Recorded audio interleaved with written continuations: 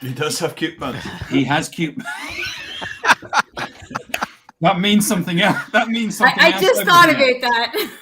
Yeah. Welcome everybody to the digital download. We're here talking about little bits of digital that we've learned. I was thinking today, I'm not sure if this is a trickle down or a build up of digital skills, but somewhere along the line, the whole point of this is that we all learn something about digital. Each of us brings something that we've learned this week, and we share it with you. And then you go away with a little bit more digital knowledge. This week we've got Danielle. I think I've been pronouncing your surname wrong probably for the whole of my life. I had to tell him. You outed me. I outed you. Yeah, I had to tell him. Hi, Sam. Hi, Sam. Thanks for joining in, and Alistair as well. Let's just get into the introductions. I'm going to go around my screen. So Lenwood. Hello, I'm Linwood Ross, founder and CEO of Accelerate. We are accelerating your digital transformation through people. Woohoo! Oh, here's Brittany. Eric. Hi, I'm Eric from Crux, and I hang about with this gang and try and keep out of mischief. And he's got a Scottish scarf on as well. Just as a pretty important game on tomorrow with some other team. Scotland are playing some other team. I don't really in the Rugby Six Nations, which is a fabulous rugby tournament. Will I am. Hello, everybody. Yeah, I'm William Shorten. I run my business, William Shorten Learning Solutions, where I'm a learning consultant and executive coach, and I'm also an associate of DLA with Tim and Adam, and I'm based in Rugby in the UK, which is where the game was born. So that's the connection to William Rebeles. Yeah. Danielle, do you want to introduce yourself? Sure. I'm Danielle Guzman from I'm based in Brooklyn, the global head of social media for Mercer. Honored to be here today, and what a coincidence that everyone's wearing a scarf. Isn't it? Yes. It must be cold. Everyone's heat's off this morning. Rob. It's warm in the Northeast. Hey, all. I'm Rob Durant, founder of Flywheel Results. We are a sales enablement, and boutique staffing consultancy. Okay. And Adam. Hi, everyone. I'm Adam Gray. I'm Tim's business partner at DLA Ignite, and thrilled to be wearing a scarf. And Brent. Hi, everyone. I'm Brittany Hutchinson, the Director of Digital Transformation at Little Bird. Danielle, it's nice to meet you, and happy to be here. And happy it's Friday. Very happy it's Friday. Who wants? And it's good to see Cheryl here talking about the rugby already. Come on, Wales. Absolutely. Does anyone want a joke just to lighten? Yes. So you've got a joke, haven't you, Eric? Would you like it a joke? Even more? It's dreadful, but it made me chuckle. Do you know that if you were to go to Antigua and buy a chicken pie, it would cost you £3.20? If you then got on a boat and went to St. Lucia, a mince pie or a minced beef pie would cost you £2.65. If you went to Barbados and bought a steak pie, that would cost you £3.35. That, my friends, is the pie rates of the Caribbean.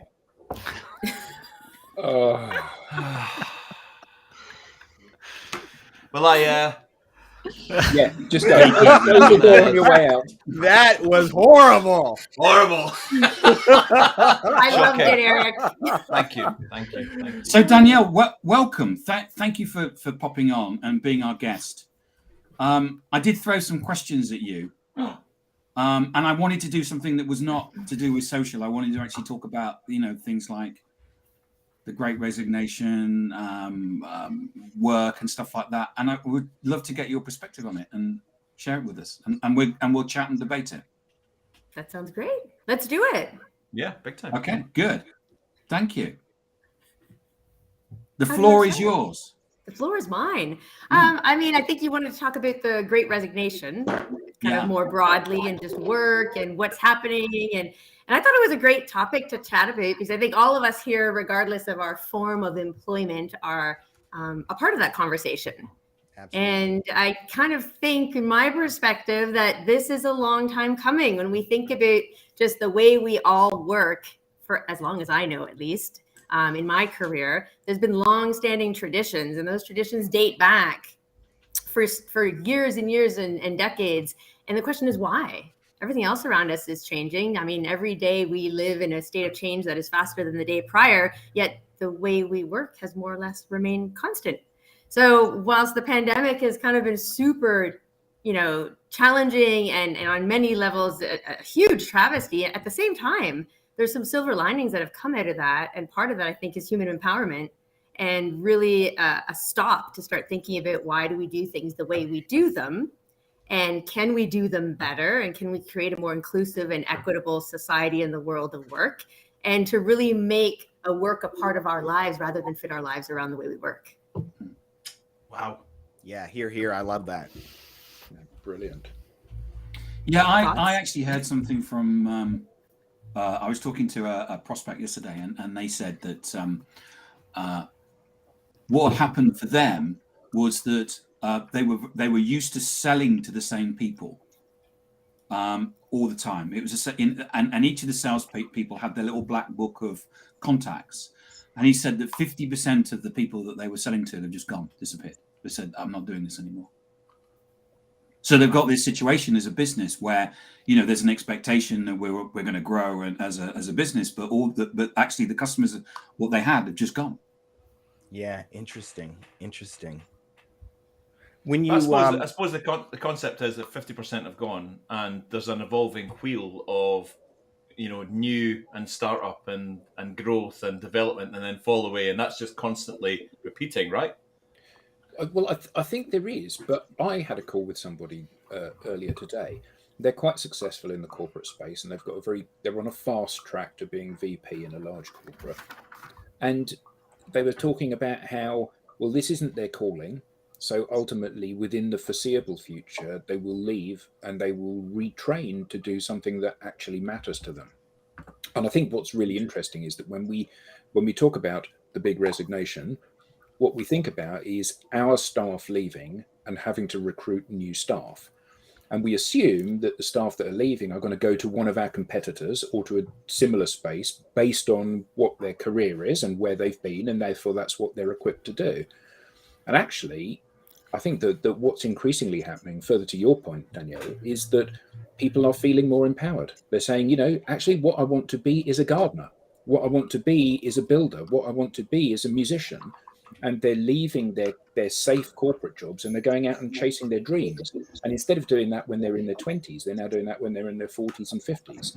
And I think it's wonderful, but clearly it does create challenges for businesses.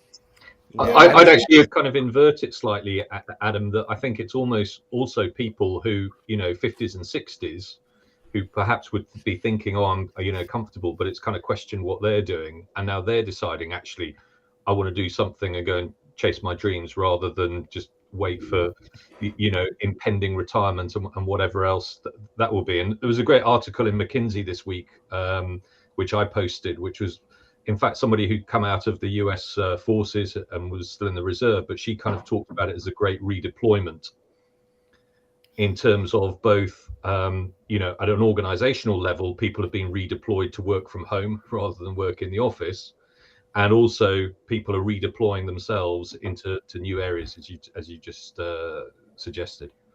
Yeah, I love that, Will. And I think that's why often the headlines, you make the headlines by saying the Great Resignation, but you also see a lot more content being shared and conversations around like the Great Reimagination or the Great Reset and, the Great Realization. And I kind of think that those, to your point, Adam, start to bring a bigger part to the story, because at the onset, people had to leave because maybe they couldn't manage childcare, or they couldn't manage taking care of other members of their family, or so many other things came into consideration, and then they had to take certain steps. But then we started thinking about kind of that deep dissatisfaction that we had with the ways of working or the way they were now. And the immediate reaction from an employer perspective is more money, start to explore flexibility, different benefits, but then people were like, that's not enough, right? To your point, I want to be a gardener, or this is what I truly want to do and love, and I'm going to find a way to do that and make money doing it.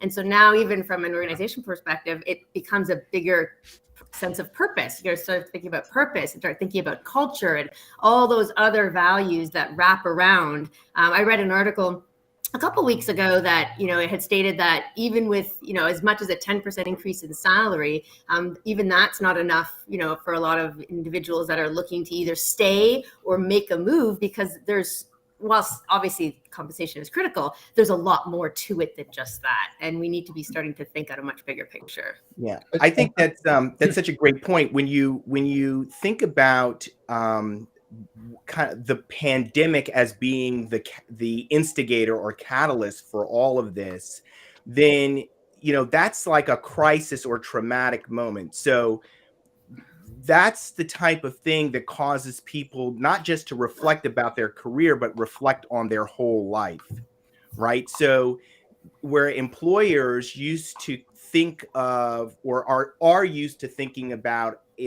employees as, I don't want to say totally as objects, but not really looking at them as whole people, right? So when you think about how to reimagine the whole experience now, that reimagining is including, mental health and wellness, really re-examining how we treat people in terms of childcare and parental leave. I can't recall, someone posted somewhere, I'm on the internet, I'm all over LinkedIn, so that parental leave policy had changed dramatically at some very large company, and now fathers were going to be getting the same leave as mothers, and it was going to be for a much longer period of time. So with human resource departments or people departments looking at the whole person,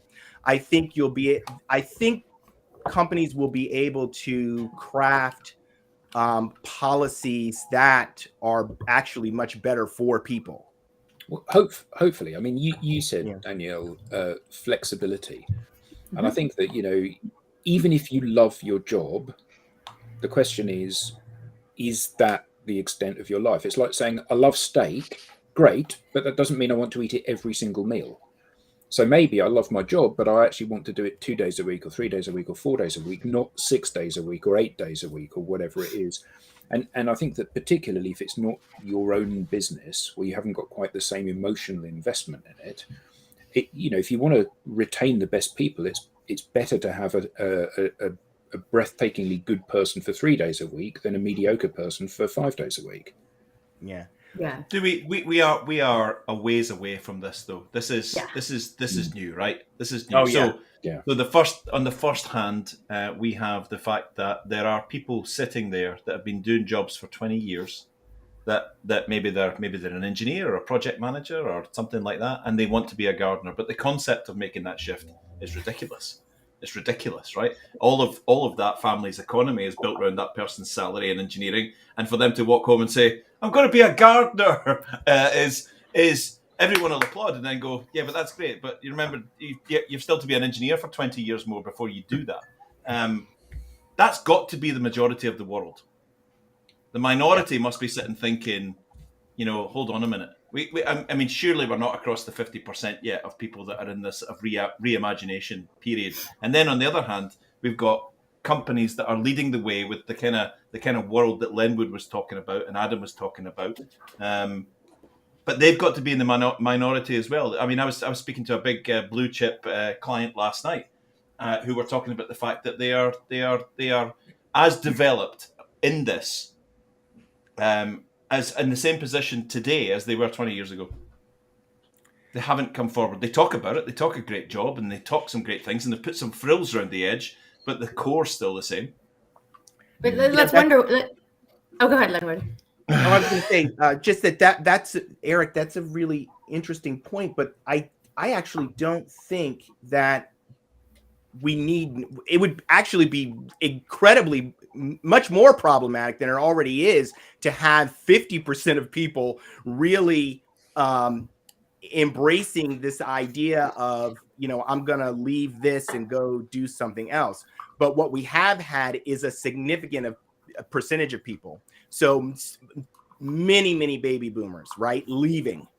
And that gap, that significant number of baby boomers leaving the workforce has caused a crisis level of people, a talent gap, right? I think the projection is by 2030, 85 million people will, the difference between what's needed and what is there, 85 million people by 2030. And that's been accelerated by the pandemic, where you have people who are in their 60s and 70s who maybe would have stayed in the workforce longer, but they don't have the same financial restraints. You have a housing situation where they can unload their house at a high, at least in the United States, unload your house at a pretty high premium, go to a cheaper market and be sitting pretty, especially if you're in the Northeast, where housing prices are ridiculous.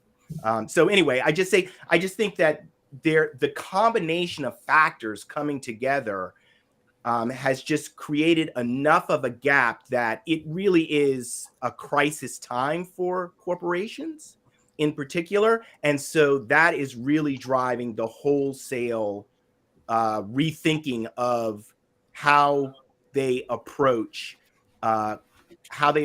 people. I was, and I'll end here. I was talking to a woman who has been advising boards for the last 25 years. And what she told me is that while the board would have thought, address compensation on a, regular course, now for the first time she's ever seen, they're addressing the whole thing in terms of thinking about their people, because they have to. I love the way you. Sorry, Danielle, you go.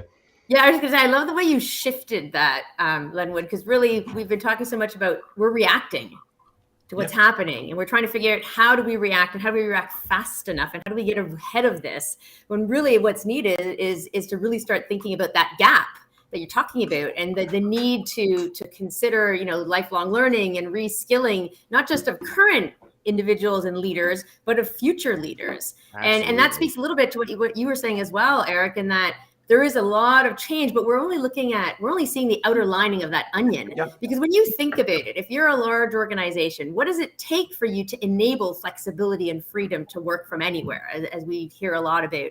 What does it take to be able to hire in all these different facets? What does it take to hire someone for their skills, not just for a role, but for skills that can move throughout an organization and enable those companies to kind of adapt their business as we go forward through periods of uncertainty, because we no longer can just have a business that does X and assume it's going to sustain. We need to be able to adapt really quickly, and to do that you need an agile workforce, and I think that's a huge opportunity there, which then speaks to potentially becoming that gardener and not being an engineer for so long, because you can now do that 2 days a week in one organization, 1 day a week somewhere else, because their skills are needed, and then they can live the life that they want to lead kind of around that. But that's a long-term kind of vision. I think very little organizations can legitimately say they can do that today. The big issue, I think, building on what you said there, Danielle, is all around speed and acceleration. Because, to go back to Lenwood's point about the baby boomers, lots of organizations, just through pure demographics, we know that age group of baby boomers is coming up to retirement age. So everybody would have been imagining, we've got to have a plan in place to try to offset this skills gap, this knowledge gap that we're going to have leaving the organization. But what's happened because of COVID is that whole process has accelerated. Yeah. And it's accelerated at such a point where, first of all, when it first came 2 years ago, people were just in survival mode. What have we got to do to get through till tomorrow? Now they're the dust is beginning to settle, and they're beginning to understand, okay, this has got longer term implications, but they haven't yet caught up with the fact that this is spinning even faster away from them. And, not only have they got to catch up with it, they've got to get ahead of it to start then working back and planning what the implications are going to be and what actions they're going to have to take. Yep. Absolutely. And I'd add one more point to that whole skills. And I love Tom's comment, by the way, talking about that, the talent gap and future skills gap. That's such a great comment that he shared. And that divide is just going to keep widening. And I think one of the things, and I think, Tim, you and I have kind of exchanged on a couple articles we've seen over the past months where we talk about employee and individuals and the need to close the training gap, build skills. But we can't forget the leaders. Right? Because at the end of the day, the top of that pyramid is the true north. So those leaders need to deeply believe in the direction that the world of work is going in and live it and embody it and able to bring their people. If they're trying to go back to what was and put the genie back in that bottle and bring everyone back into the office and pretend nothing ever happened, it's really difficult to move an organization and their people in a more kind of futuristic direction. So, and it's hard, right? Change is not a natural behavior for humans. It's really hard. Yeah, to your point, I feel like, go ahead, Brittany. I feel like there's really 3 levels. So you've got the people who want to separate from corporate, want to chase their dreams, and they want to start a business, and they're going to do that no matter what. So in 2019, I was just done, miserable, unfulfilled, so I left. But I remember thinking, like, not everyone is cut out to be an entrepreneur. Not everyone really can. Maybe they have a family to support, or not everyone has the means to do that. Or, and like with 75% or 80% of people being unhappy in their jobs, like those people deserve to be happy too. So with the pandemic, now you have like the second level of people who are exploring gig economy, and they're keeping their day jobs, but they're following a passion. They're on Fiverr. They're finding a way to like be able to explore the creative side. But then you still have like a third level of people who they don't want to do that. They just want to work their 9 to 5. They just want to be in corporate. Yep. They deserve benefits. They deserve to be treated like humans. And I think the Great Resignation really should be focusing on those people. And as leaders, you should be structuring your training plans and focusing on that last level of people, because they deserve all the same rights. But can leaders understand this though? So, we do some work with law firms, for example. And the way that law firms are structured is you join as a junior associate and you work your butt off. And then you become an associate, and then you work 1,500 billable hours plus per year, and you do that for 3 years, and then you want to get to that easy street. You want to become a partner in the business, where the people that come in at the bottom push your salary up because you get a slice of the work that they do. And in a lot of organizations, the leader, who's generally an older person, will look at the situation and they'll say, well, I didn't have it that easy, so why should you? Now, I know that that's a rather self-defeating way of thinking about it, but a lot of these people, they're in a position where for them to vote these changes through would be the turkeys voting for Christmas. I worked 2,000 hours a year to get to this point, and now I'm monetizing that by you working 2,000 hours a year. And I'm not going to put an end to that, because then I've got to start working 2,000 hours a year again to get my 7-figure salary or whatever it is. So there's an inherent inertia here that has to be overcome, isn't there? Yeah. Coming from that world, I will tell you that one of the things is easy street doesn't really exist. Even today in big law firms, the partners they're making a ton of money. Don't get me wrong. They're making a ton of money, but they're also working a lot of hours. And I think that, this is why this is such a crazy time. Adam, to your point, there are tons of people out there that are thinking that way. But then there are also these scrappy people who are maybe in millennials or Gen X that are saying there's an opportunity here, because we can reimagine this business model. And we can deliver this service at a price point that companies want to pay, not $1,200, $1,300 an hour, and we can disrupt these firms. That is happening in every industry. So if you're saying, hey, exactly what you said, if you're someone in executive leadership in an organization and you're saying those statements, that is a sure sign that somebody is coming for you. I mean, somebody is coming for those clients. And we know from our experience in social that it is easier to get at a client today, not that we're going to get, than ever before.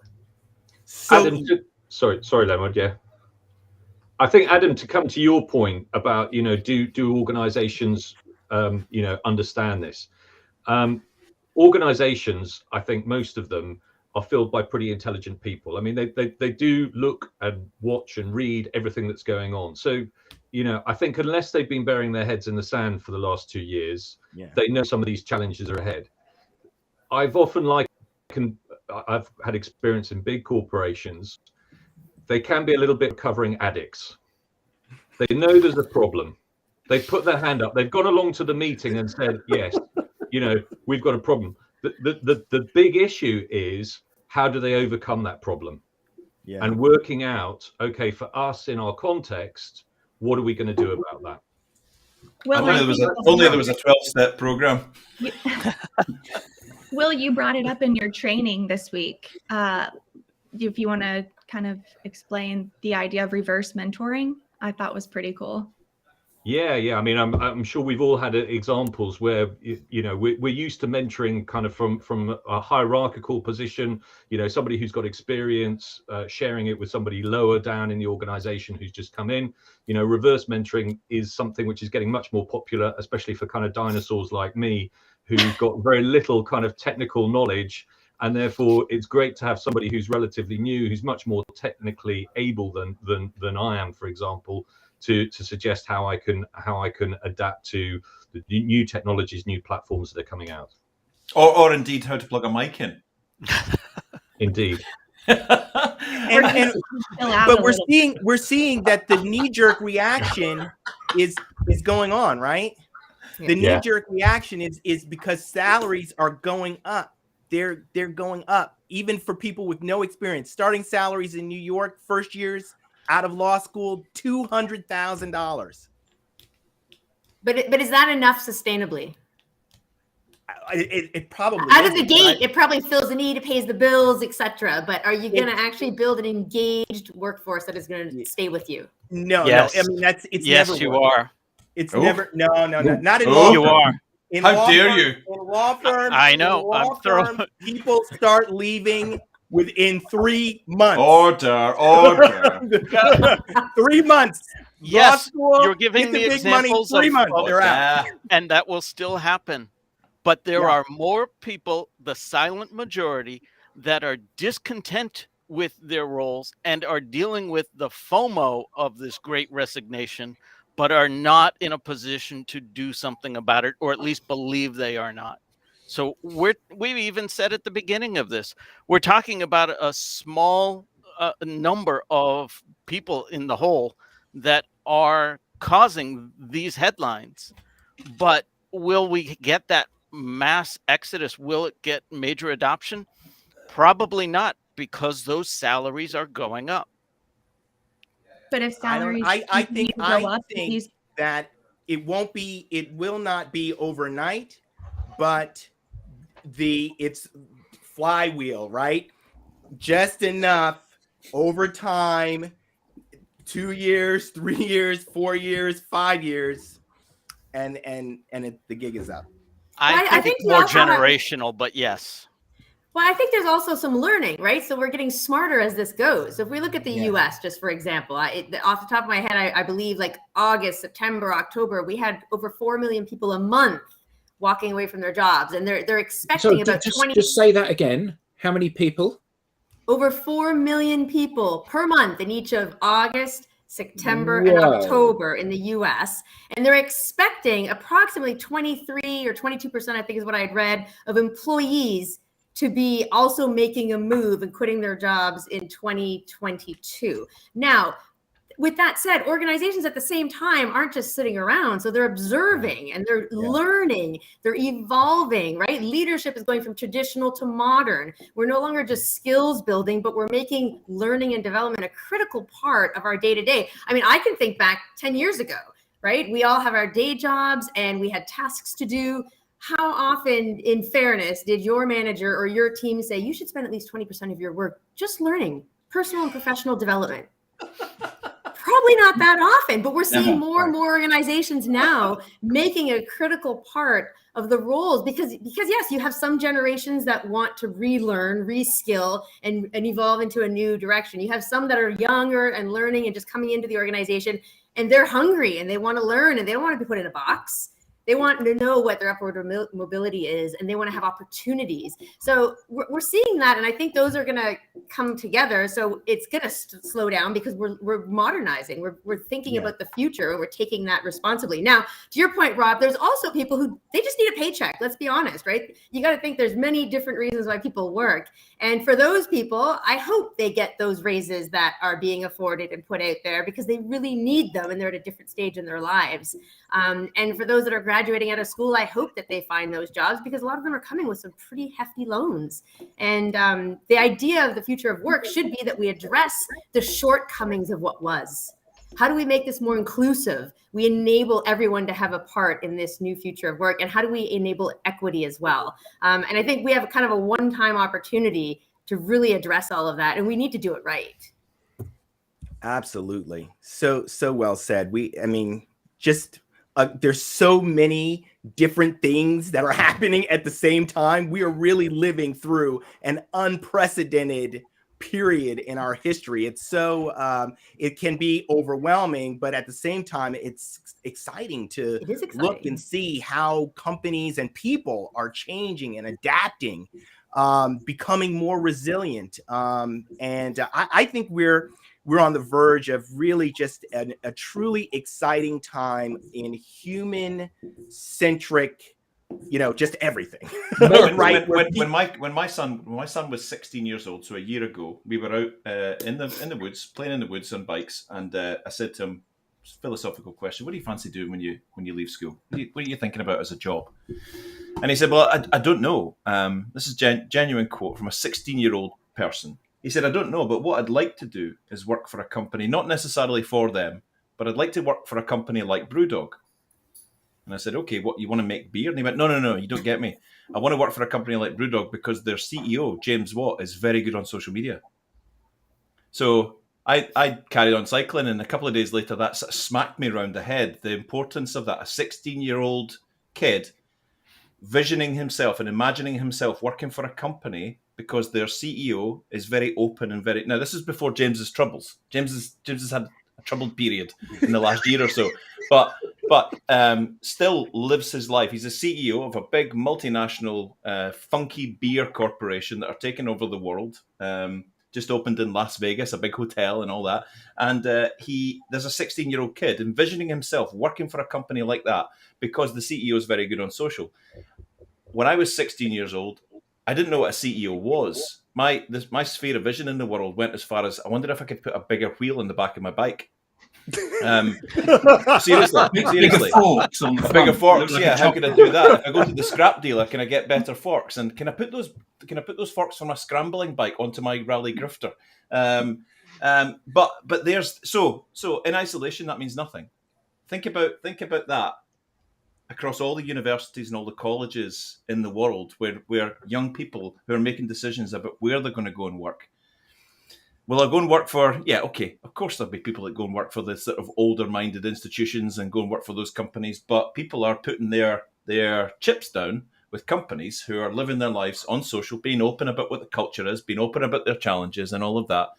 And as much as we talk about qualified relevance, using visibility on social media to qualify relevance from a sales perspective and a growth perspective, that visibility and qualified relevance also works towards potential new recruits and your current employees, right?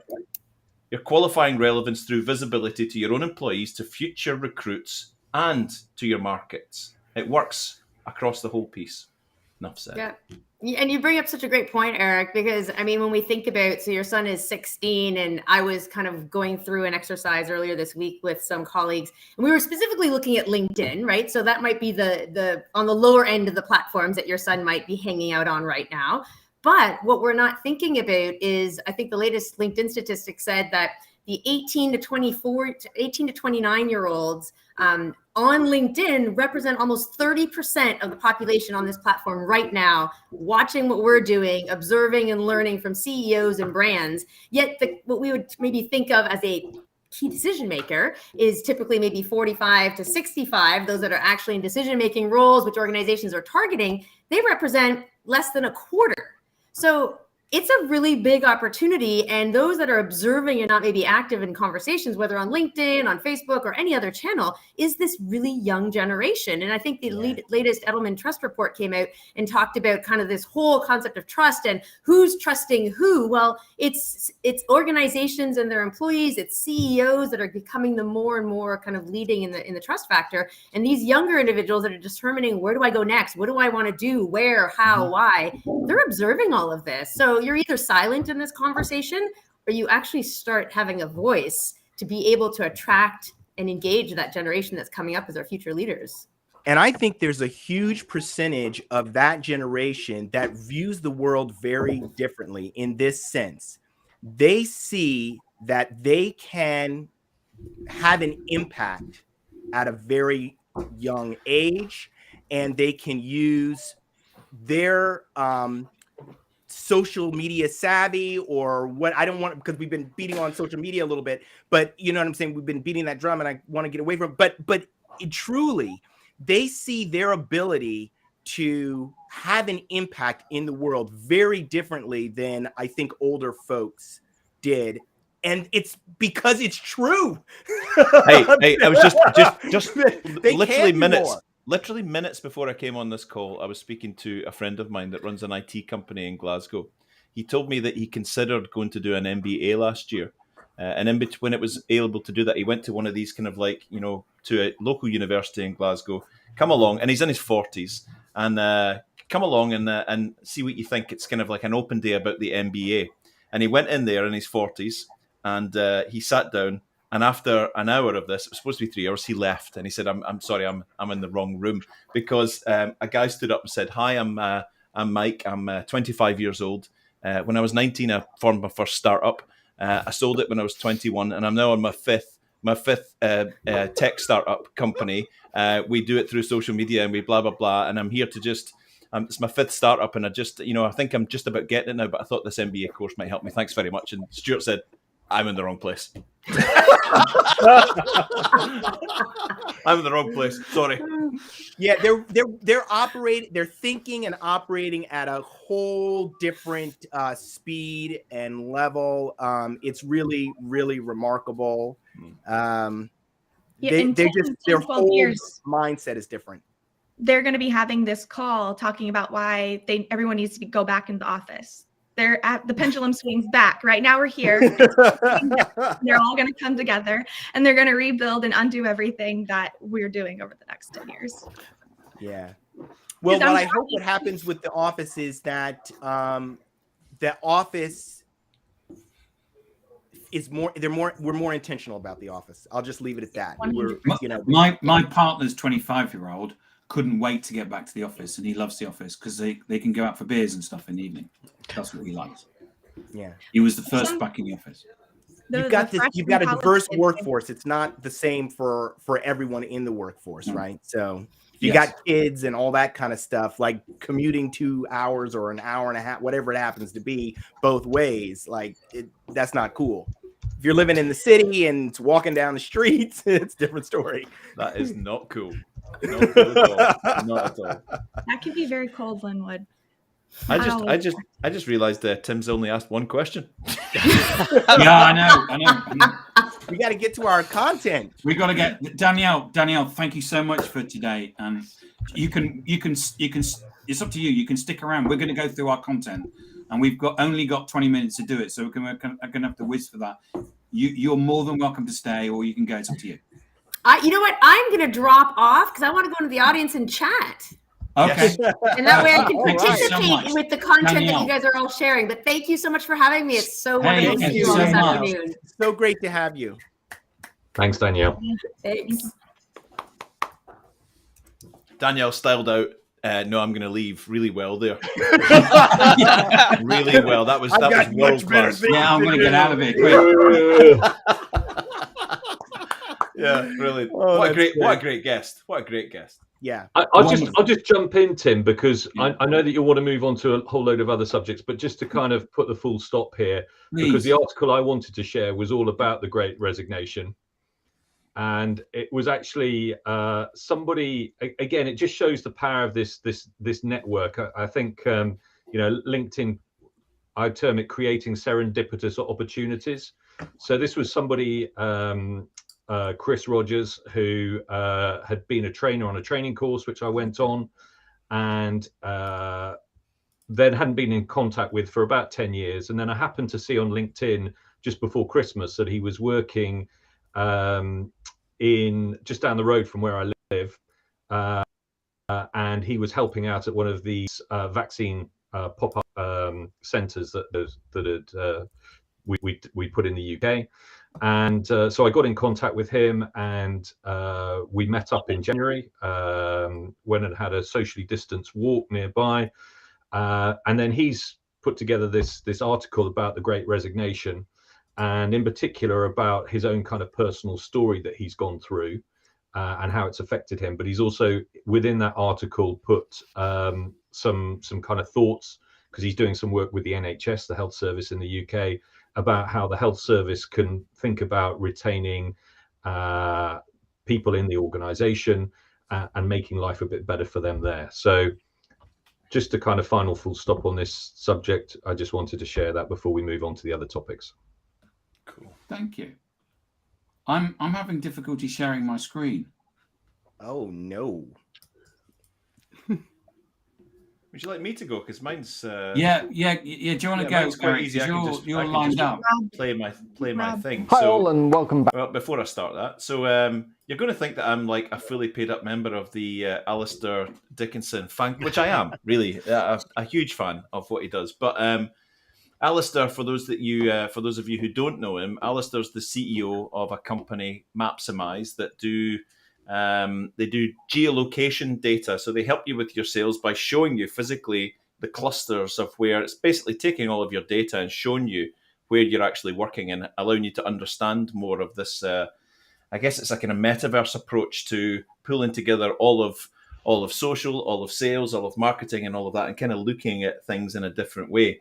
Alistair, for those that you don't know him, sometimes we feel as if we need to make an intervention in Alistair's life because he's in his office. He's the CEO of a very successful tech company, and he's created these little characters. Some of them are incredibly funny. Some of them they're all meant to be very serious. He's got a sales character called Mr. Stripy Jacket, but he's just included a brand new one called Grumpy Green Jumper or something like that, who goes around the world telling, making videos. Alistair's talking to himself quite a lot in his office. If you need us to come and help you, just blink twice, Alistair. And he made this one the other day and put it out. Now it's a light-hearted look at a very serious subject about the fact that there are still lots of people who are saying, I don't like what's happening with the kind of Facebook world that's happening in LinkedIn. You know, sort of. You know, people showing their picture of their breakfast or a picture of them with their dog on LinkedIn, and some people still say that there's no room for that on this LinkedIn. It needs to be professional, and it needs to be stiff, and it needs to be a jobs board, and you need to just put up brochures of your stuff. So I'm going to play a little bit of Mr. Green Jumper. You won't know because he's a master of disguise. You won't know that he plays all the characters in this. You won't suss that out. But here it is. Hi all, and welcome back to this week's video. I don't like it. Sorry, what don't you like? I don't like it because it's becoming more like Facebook every day. What is? I've said it before and I'll say it again. LinkedIn is becoming more like Facebook every day. But surely that's a good thing, right? No, I don't like it. I used to like it when I could post my company brochure and then just leave voicemails for people who didn't want to talk to me. This social selling stuff, I don't like it. Is LinkedIn becoming more like Facebook? Do you know what? Since I've come back from Christmas, I think I've had about 8 people tell me that LinkedIn is becoming more like Facebook. So that's just a little snapshot. For the eagle-eyed amongst you, I said to him on that video, "Is that a giant pot noodle beside you?" And he said, "No, that's actually a replica of." There's a show called NCIS, and there's a lab tech. Anybody a big NCIS fan? I can't remember her name. If Alistair's in there, and she uses that very cup, and that's an exact replica of the cup because he's a big NCIS fan. He's also got, as you've noticed there, a little tribute to Tom Hanks' Castaway. He's got a real proper Wilson. So, a modern CEO taking a light-hearted look at a very serious topic, which is social networking and growth on the LinkedIn platform. And I think Alistair sort of represents, he's in his 50s, right? He's in his 50s, and he's a CEO, of which we know of many these days, who's actually realized that, okay, he runs a data company, a tech company. He also runs a media company. He's got a studio. He's got a podcast studio, a very successful podcast.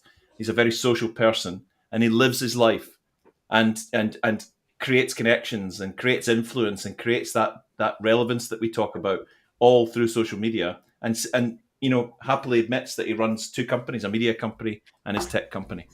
That is all. Thank you so much. I hope the check's in the post, Alistair. But you used that expression about another client of yours, didn't you? Where you said that the chief exec said, we're running two companies, a company that does what we do and a company that is a media company. Yeah, and without absolutely. that, no one knows what we do. Yeah, and he had that epiphany, a very technical company that do inspection work with fancy drones and stuff like that. He wrote a post about it. It's only just hit him. He had a thunk moment. Trademark.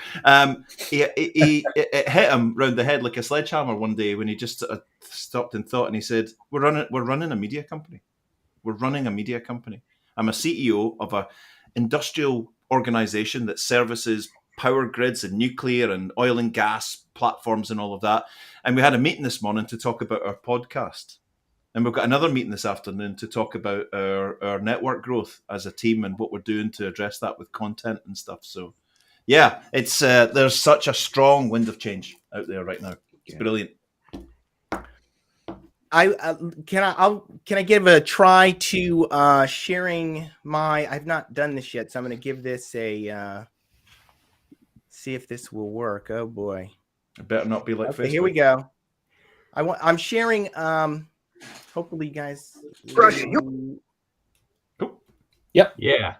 Okay, good. Okay, so this is Gavin Mcmahon, who's he's a founding partner of a management consultancy called Fast Forward. They focus on here we go. Great. They focus on storytelling and learning design and coaching, leadership development as well. Anyway, I think that kind of toxic corporate culture is one of the things that people are running away from now because they can. And so he offered something that actually Will had mentioned earlier this week. I'm going to be using profanity in this little bit here, so hopefully people will not be too offended. But it's the old shit sandwich.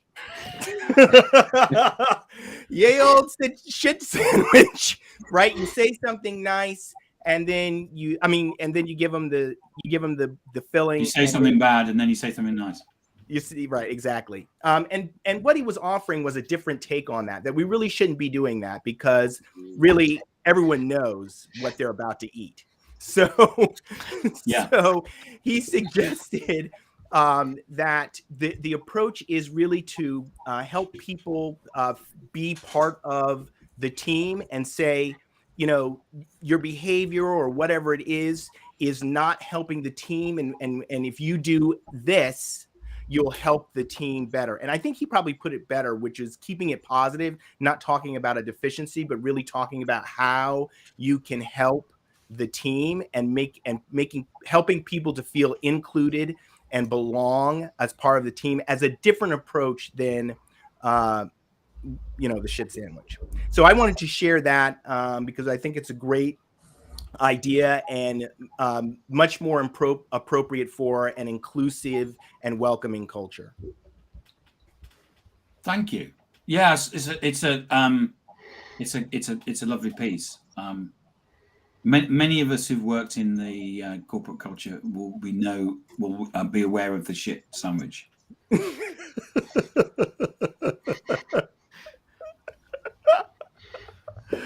Oh, great. So who's going next? I'd like to, if you don't mind. Yeah. Please load up your. I think I have. You have. Oh, wrong one. Sorry, it moved. So, as it happens, I'm bringing the conversation back to the Great Resignation. The post I want to share this week came from Anthony Parker, General Manager and Regional VP of Sales EMEA at MindTickle. In Anthony's post, he quotes Jake Paul, an internet personality. And the sentiment essentially is that life is too short to spend it pursuing something not linked to passion. In other words, do what you love. A powerful message. And as we've talked about earlier today, COVID's bringing about of the Great Resignation seems to epitomize this sentiment. But when I hear the do what you love mantra, I immediately think of Mike Rowe, the host of the TV show Dirty Jobs. He pushes back on that sentiment with thoughts like, this is terrible advice. There are 100 astronauts in the world? We can't all be astronauts. His mantra is, don't follow your passion, but always bring it with you. So I really believe these two sentiments should be shared as one. Do what you love, and in the meantime, love what you do. If there's anything the lockdown has taught us, it's that our essential workers are not in the most glamorous nor most lucrative jobs. True, there are plenty of nurses, doctors, police, fire, EMTs that go into that line of work because they are passionate about what they do and enjoy helping others. But what about the essential workers that are grocery clerks? I don't know anybody working at the local grocery store who says, my passion in life is to stock shelves and police mask-wearing mandates. But you can appreciate the role you're in, like the grocery clerk who is helping everyone in their neighborhood to find food and stay healthy. And if you cannot find joy in the role itself, look for joy in what the job affords you. I refer to any episode of Dirty Jobs to see an example of this. Gratitude is powerful, and it might just be the spark to drive you towards a job that you love, even if that ends up being the job that you're doing. Mr. GJ, for my out song, can you play Crosby, Stills, and Nash, Love the One You're With? I love it. Very good. Brittany, can you get yours up? Because yours is a video as well, isn't it? Yes, I will definitely try. So I need to share the window or the Chrome tab to make the video play. The tab, right? I did it wrong last time, so. Which one is it, Eric, to make the video? She's got. So I'll try the tab, I think. Feel the fear. If it doesn't work, I can speak on it. I've already failed. You can act it out, can't you? Oh, yeah, here we go. Okay, so my post of the week is a post by Amy Bullis, and I really enjoy her content. My feed is truly better for her posts. She speaks with such conviction, and she just posts really smart, meaty information. She's the founder and CEO of an executive search firm called Avenue Talent Partners. She partnered with SalesFeed to do some sellertainment on Celoton. So I'll just go ahead and play the time and your sales goals with Celoton. Better go home. Let's do the Celoton. Celoton is the world's first sales trainer that brings the instructors to you. Like put it in a to-go cup. I don't really care what you need to do. Look into the camera, not down. Into the camera, not down. No more excuses. We're doing extensions. We are doing extensions. But wait a second. Do you actually have their extensions? 2 years, 1 month, 2 years, 1 month, 2 years, 1 month. Just pure motivation. Guess what? You're only as good as your last deal. We're going to do it all over again next month. Visit www.celoton.net to discover all the Celoton trainers and learn how you could win a 1-year membership to JB Sales on Demand. Very, very good. There's a longer version on the website as well. Oh, that is There excellent. There nice. is. Well done. And there's a few things about the post itself of why I wanted to share. Yes, the video is great. Yes, it has a way of standing out. There's a cool like partnership aspect of it. So Amy, along with some other leaders in the space, they've partnered with SalesFeed to do their own.